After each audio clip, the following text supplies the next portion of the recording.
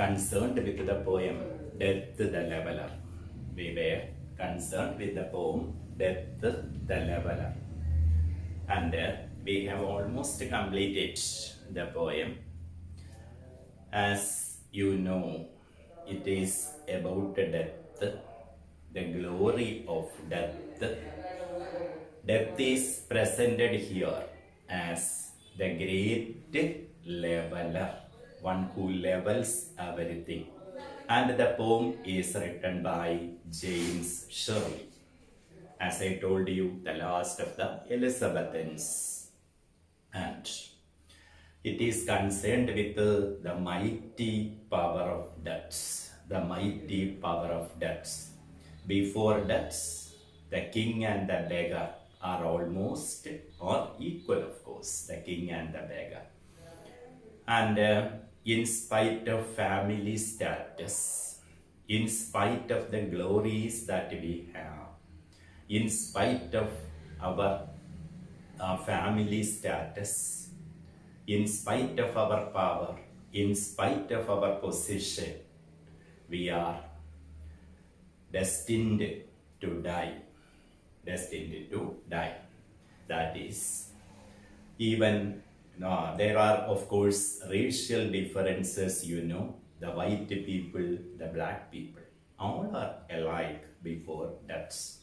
Death is the great leveler. Death is the greatest democrat. It is the greatest socialist. It comes to one and all. The poet says, as you know, the glories of blood and state are shadows. Whatever we achieve, whatever we can gather, whatever we can accumulate on this earth, whether it is power, whether it is position, whether it is wealth or anything, beauty or anything, it will lead to the grave. As another poet says, the paths of glory lead but to the grave. The paths of glory lead but to the grave. ഐശ്വര്യത്തിൻ്റെ അല്ലെങ്കിൽ എല്ലാ ഐശ്വര്യത്തിൻ്റെയും വഴികളും അവസാനിക്കുന്നത് മരണത്തിലേക്ക് തന്നെയായിരിക്കും. Our heads must come to the cold tomb. നമ്മളുടെ തലയിൽ, അതായത് നമ്മളും എന്ത് ചെയ്യുന്നു, come to the cold tomb, ആ ശവക്കല്ലറകളിലേക്ക് പോയി പറ്റുള്ളൂ. There is no escape from death. The poet says there is no armor against death. Armor against death. മരണത്തിനെതിരെ പടച്ചട്ടകളൊന്നുമില്ല. And the poet presents death as a mighty man, personifying death. The poet says that death will place its hand on king and the beggar alike. Placing the hand on king, death placing the hand on the king. That means the king dies. And naturally, just like that, the king dies as well as the beggar also dies when death places its hand on the beggar. This is what happens. The poet, through the figure of speech called metonymy, says the scepter and crown must tumble down. Crown and scepter, as you know, stand for the king. And just like what falls down, just like what tumble down, what scythe and spade, representing the poor people, the proletariat, the have-nots. So, death makes no difference between the haves and the have-nots. Death makes no distinction between the wealthy as well as the poor.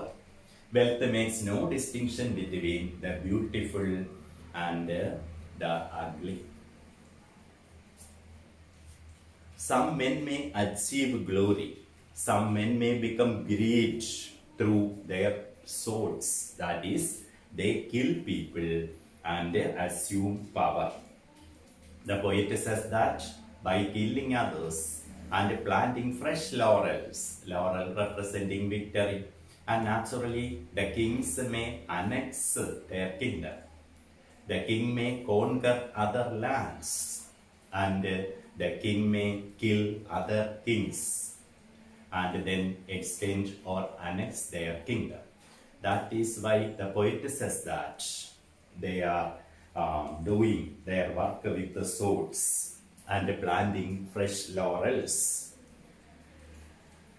And the poet adds that even though they are strong enough to kill the kings, the mighty men of the world, even though they are strong enough to kill kings and soldiers, they cannot conquer deaths. They are helpless before deaths. They tame but one another still, the poet's words. They tame but one another still. One soldier may tame another soldier. One king may tame another king. They tame but one another still. Even now, they are taming. Even now, the history of the world is a history of struggles. It is a history of wars. It is a history of conflicts. And it is a history of taming. And naturally, people may tame others, but they are helpless, or they cannot tame deaths. They are helpless before that. Early or late, they stoop to fate. Now the king may kill another king, but that victorious king will also die soon. All are destined to give up their murmuring breeds. All are destined to give up their murmuring breeds. And the poet presents ourselves as pale captives. We are mere pale captives. Now, in the last stanza, the poet says that one may get some symbols of victory. When a king defeats another king, what will happen? The king will be garlanded by the people. The king is regarded as a mighty man. The king is regarded as a victorious person, and as a symbol of that victory, what will happen? The people will garland him.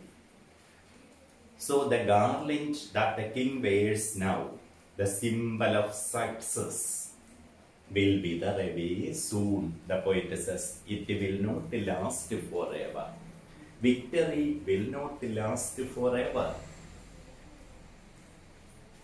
So, since the garland wither away soon, then boast no more your mighty deeds. Then why are you boasting?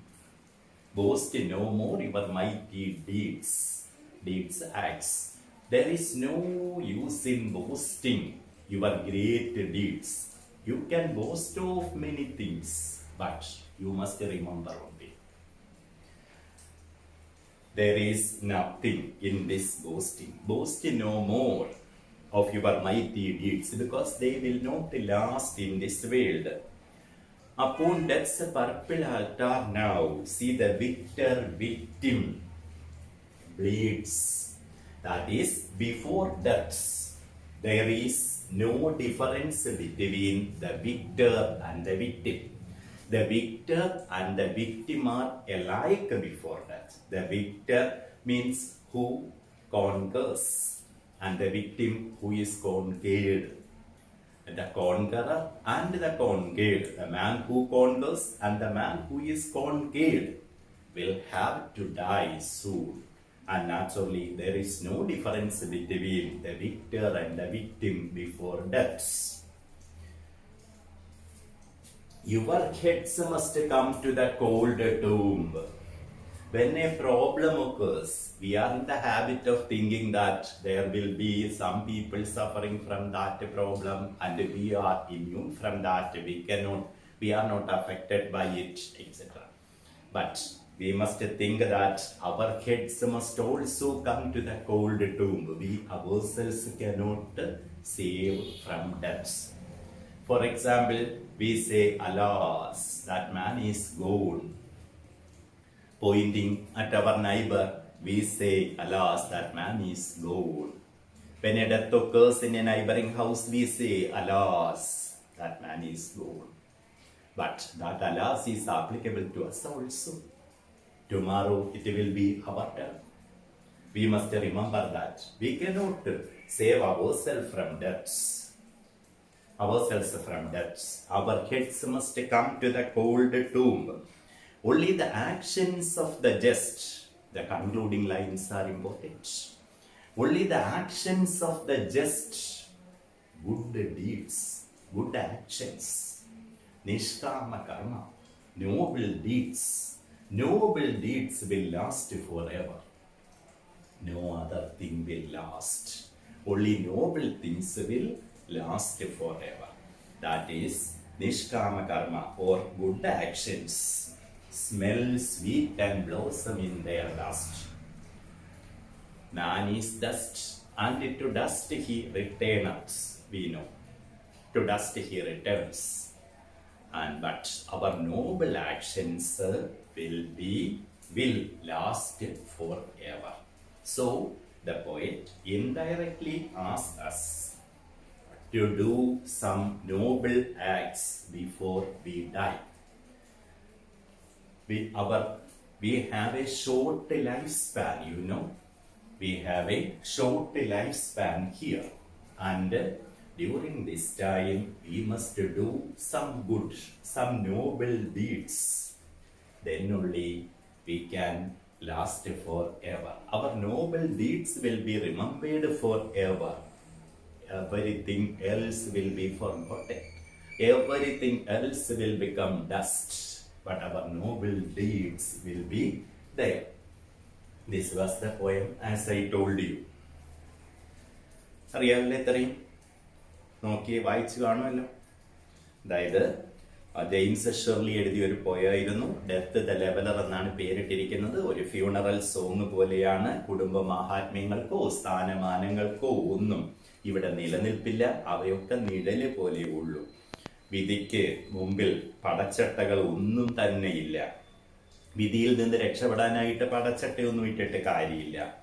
മരണം വന്ന് തോളത്ത് കൈവയ്ക്കുമ്പോൾ ആ കിരീടവും ചെങ്കോലും താഴെ വീണല്ലേ പറ്റൂ. ഏതുപോലെ മരണം വന്ന് തോളത്ത് കയ്യിൽ വെക്കുമ്പോൾ അരിവാളും അതോടൊപ്പം തന്നെ മൺവെട്ടിയും താഴെ വീഴുന്നത് പോലെ കർഷകനായാലും ശരി തന്നെ, രാജാവായാലും ശരി തന്നെ, മരണത്തിന്റെ മുമ്പിൽ ഒന്ന് തന്നെയാണ്. മരണത്തിൽ നിന്ന് രക്ഷപ്പെടാനായിട്ട് ഒന്നുമില്ല. ചില ആൾക്കാർ വാൾ ഉപയോഗിച്ച് പ്രശസ്തരാകാറുണ്ട്. രാജാക്കന്മാരും മറ്റുമൊക്കെ തന്നെ മറ്റ് രാജാക്കന്മാരെ കൊന്നുകൊണ്ട് വളരെ പ്രശസ്തരായിട്ട് മാറുന്നത് നിങ്ങൾക്കറിയാം. അവരൊക്കെ ലോറൽ ചെടികളാണ് നട്ടുപിടിപ്പിക്കുന്നത്, പ്രശസ്തിയുടെ ചെടികൾ നട്ടുപിടിപ്പിക്കുന്നു എന്ന് പറയുമ്പോഴത്തേക്ക് വളരെ പ്രശസ്തരാകുന്നു. പക്ഷെ ഇവരുടെ ഈ ശക്തമായിട്ടുള്ള അല്ലെങ്കിൽ ഇവരുടെ ശക്തിയും ഒരു ദിവസം ആരുടെ മുമ്പിൽ കീഴടങ്ങിയേ പറ്റുള്ളൂ? മരണത്തിന്റെ മുമ്പിൽ. ഇവർക്ക് പരസ്പരം മെരുക്കാനേ അറിയൂ. ഒരു രാജാവ് പോയി വേറൊരു രാജാവിനെ മെരുക്കുന്നു, വേറൊരു രാജാവ് മറ്റൊരു രാജാവിനെ മെരുക്കുന്നു, അത്രേ പറ്റുള്ളൂ. ഇപ്പോഴല്ലെങ്കിൽ പിന്നെ they stoop to fate. അവരൊക്കെ തന്നെ മരണത്തിന്റെ മുമ്പിൽ കീഴടങ്ങും. ഇവരുടെ ഈ മമ്മറിംഗ് ബ്രീത്ത് ഉപേക്ഷിച്ചേ പറ്റുള്ളൂ ഇവർക്ക്. സത്യം പറഞ്ഞാൽ കവി പറയുന്നത് പോലെ ഇവരൊക്കെ ആരാണ്? അടിമകളാണ്. മനുഷ്യരൊക്കെ അടിമകളാണ്. എന്തിന്റെ അടിമകൾ? മരണത്തിന്റെ. മരണം വിചാരിക്കുന്ന പോലെ നടക്കുള്ളൂ. വിജയത്തിന്റെ പ്രതീകമായിട്ട് നിങ്ങൾക്ക് എന്താണ് കിട്ടുന്നത്? കവി ചോദിക്കുന്നു. പൂമാലകളല്ലേ? പൂമാലകളാണ് വിജയത്തിന്റെ പ്രതീകങ്ങളായിട്ട് നിങ്ങൾക്ക് കിട്ടുന്നത്, അല്ലെങ്കിൽ സിംബൽസ് ഓഫ് വിക്ടറി, വേറെ ഏതെങ്കിലും രീതിയിലുള്ളത്. ഇവയെങ്ങനെ ലാസ്റ്റ് ചെയ്യുന്നതാണോ? ഇൻഡയറക്റ്റ് ആയിട്ട് കവി പറയുന്നു, ഇങ്ങനെ നേടിയെടുക്കുന്ന വിജയങ്ങളൊന്നും ലാസ്റ്റ് ചെയ്യുന്നതല്ല. പിന്നെ എന്തിനാണ് ഈ പൊങ്ങച്ചൻ പറയുന്നത്? മരണത്തിന്റെ ആ ചുവന്ന അൽത്താരയിൽ വിജയിയും പരാജിതനും തമ്മിൽ ഒരു വ്യത്യാസമില്ല. രണ്ടുപേരുടെയും രക്തം അവിടെ വീണേ പറ്റും. പിന്നെ കവി പറയുന്നു, സൽക്കർമ്മങ്ങൾ ചെയ്യുക. ആ സൽക്കർമ്മങ്ങൾ നമ്മളെ എന്നെന്നും നിലനിർത്തും. സൽക്കർമ്മങ്ങൾ ചെയ്താൽ നമുക്ക് എന്നും നിലനിൽക്കാം. Blossom in their dust. ഇതായിരുന്നു പോയം.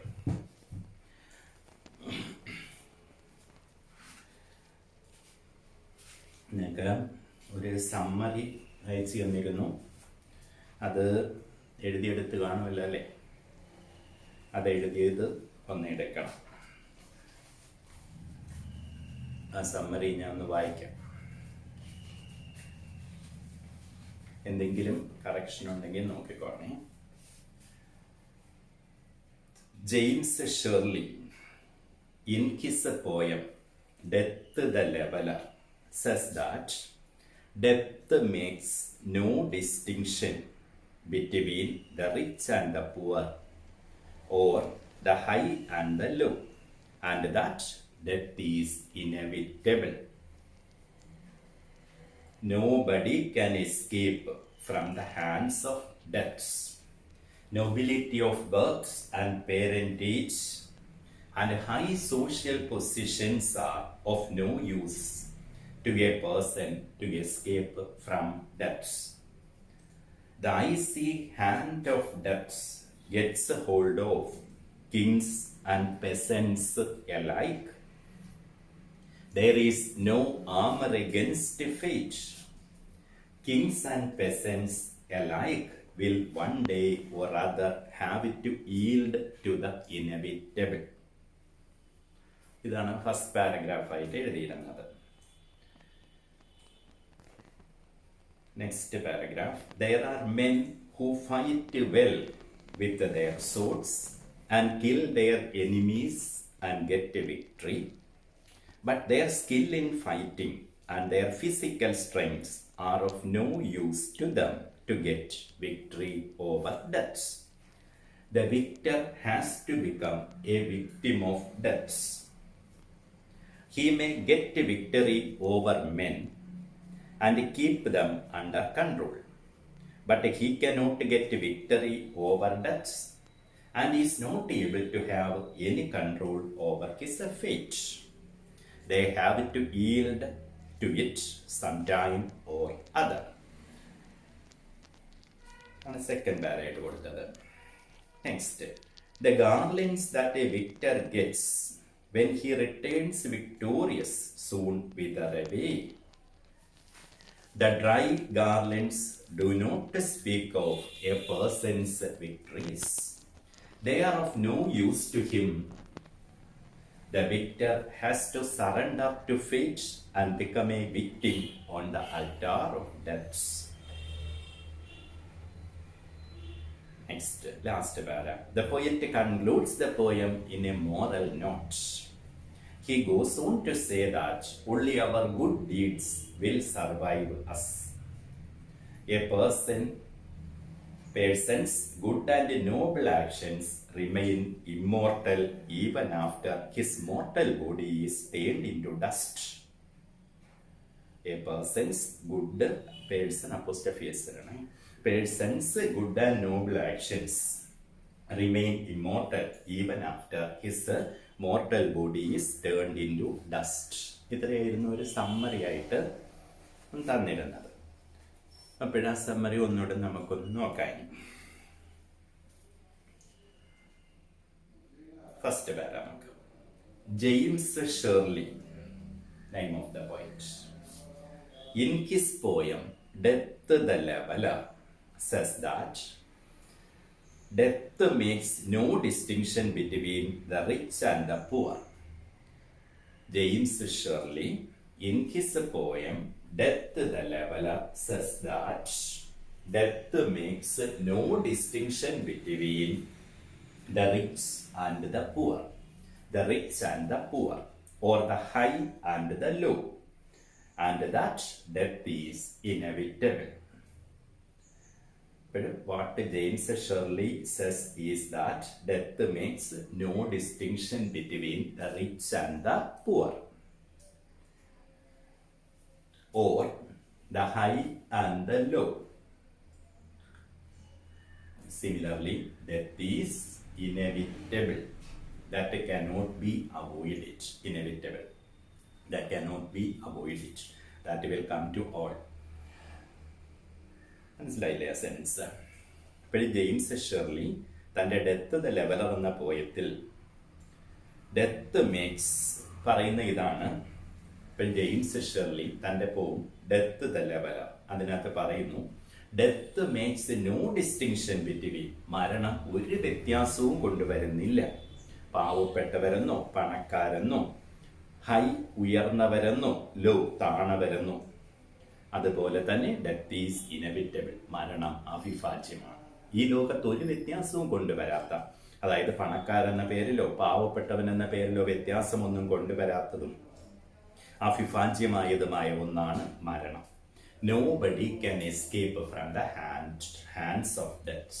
നോബഡി, ആർക്കും, ക്യാൻ എസ്കേപ്പ്, രക്ഷപ്പെടുക, from the hands of death, മരണത്തിന്റെ കരങ്ങളിൽ നിന്ന് ആർക്കും രക്ഷപ്പെടാൻ പറ്റുകയില്ല.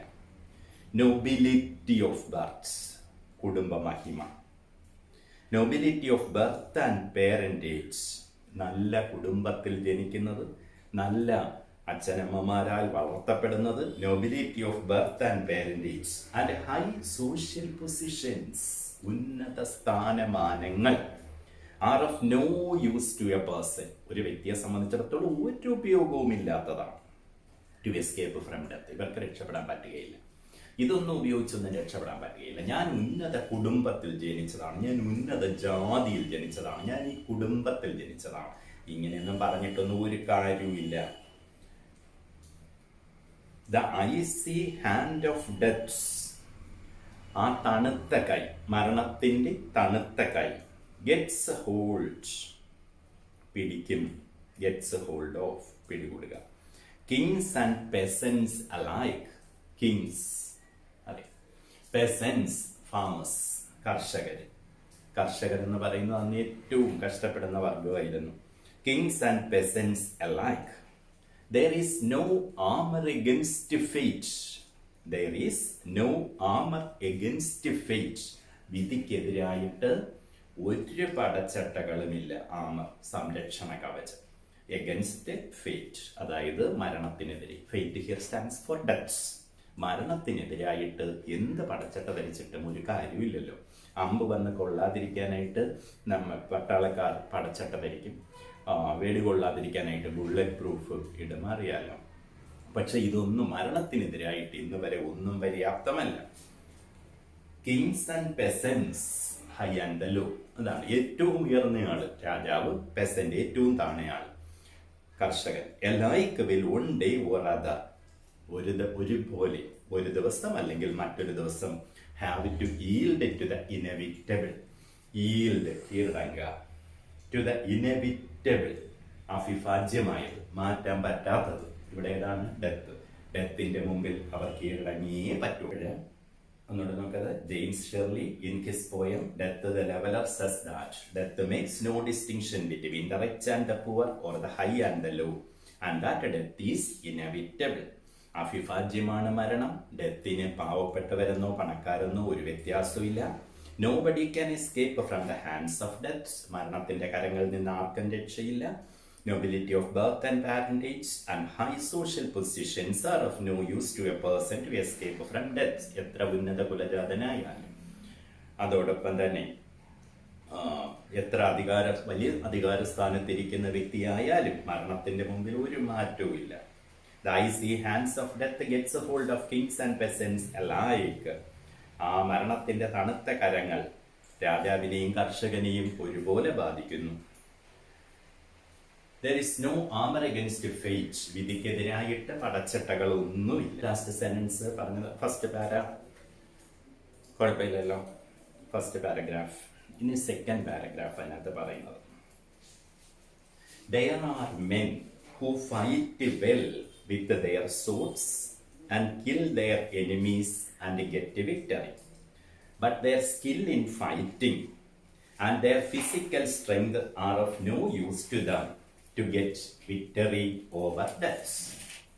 The victor has to become a victim of death. He may get victory over men and keep them under control, but he cannot get victory over death and is not able to have any control over his fate. They have to yield to it sometime or other. ഇനി ആ paragraph നോക്കാം.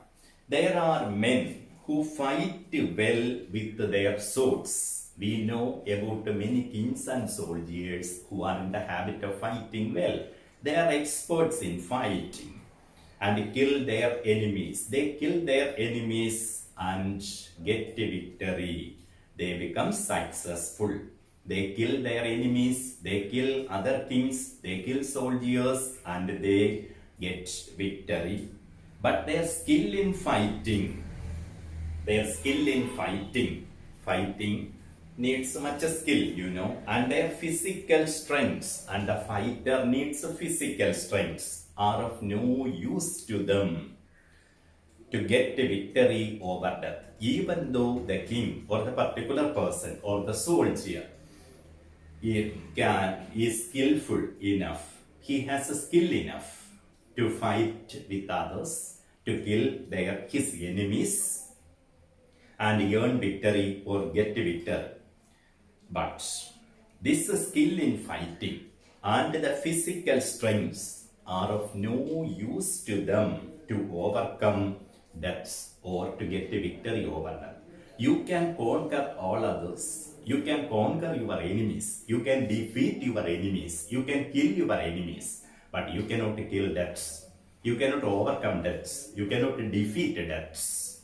Even though you can defeat, even though you can kill your enemies or fellow kings or fellow soldiers, you can never kill deaths. Victory over death is impossible. The victor has to become a victim of death.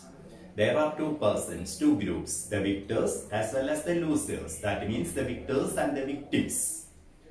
The victor will kill the victims. The victims die first, of course, but after that, the victors will come to the victors will also yield it to death. He may get victory over men and keep them under control. The great soldier, the great king may get victory over men and keep them under control. But he cannot get a victory over deaths. The king cannot get a victory over deaths and is not able to have any control over his fate. They have to yield to it sometime or other. That is, this man, the victor, have to yield it to death sometime or other, early or late.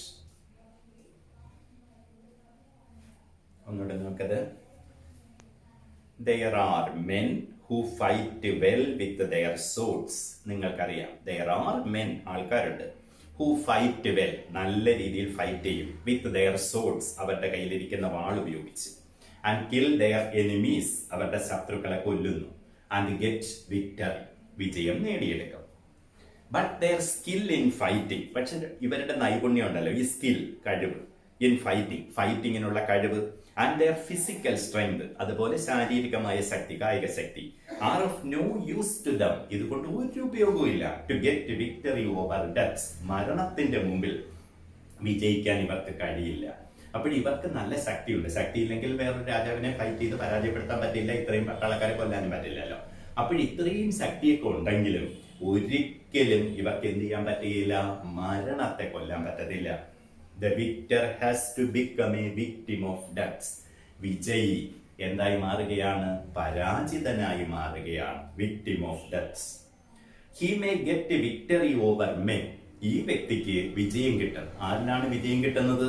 Over men and keep them under control. അവരെയൊക്കെ നിയന്ത്രിക്കാനും പറ്റും. But he cannot get a victory over death. പക്ഷെ ഇയാൾക്ക് ഒരിക്കലും എന്ത് ചെയ്യാൻ പറ്റുകയില്ല, മരണത്തിൽ വിജയം കണ്ടെത്താൻ പറ്റുകയില്ല. And is not able to have any control over his fate. ഇയാൾക്ക് ഒരു നിയന്ത്രണവുമില്ല his fate, അയാളുടെ വിധിയിൽ, മരണത്തെ നിയന്ത്രിക്കാൻ അയാൾക്ക് കഴിയത്തില്ല. അയാളുടെ മരണത്തെ നിയന്ത്രിക്കാൻ അയാൾക്ക് കഴിയത്തില്ല. They have to yield to it sometime or other. yield കീഴടങ്ങുക, ഇപ്പോ അല്ലെങ്കിൽ പിന്നെ മരണത്തിന് കീഴടങ്ങേണ്ടി വരും.